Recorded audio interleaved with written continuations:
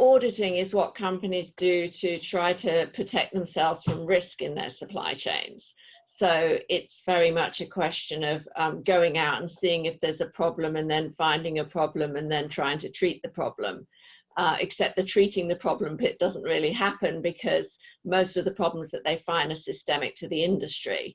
But I constantly challenge why we are doing this and what are we getting out of it, because at the end of the day, factories still do have laws that they're breaking. They still are not paying insurance. There's still bad practices that are happening. And so at the end of the day, are these audits, allowing those retailers to say, hey, we checked the box, we're doing an audit, we are responsible, or is it just an illusion of doing it, right? So I constantly challenge myself, and audits to me are the start. Social audits don't fix problems, right? They're not intended to fix problems. And that's why a lot of people are critical of social auditing, because they said, well, that doesn't fix the problem, but that's not their role.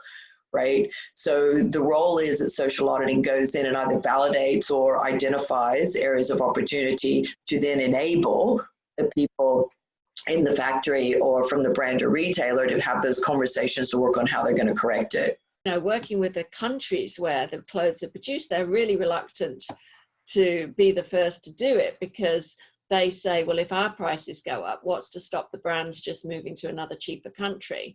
They do not trust their own customers. The lack of trust between brands and their suppliers is extraordinary. The companies themselves and the countries say, well, based on our past experience, when we put up minimum wages, we see brands moving their production. So we're working with brands to say, no, we're not going to move our production. We're going to remain committed to the country. It's in our interest to have long-term relationships with suppliers.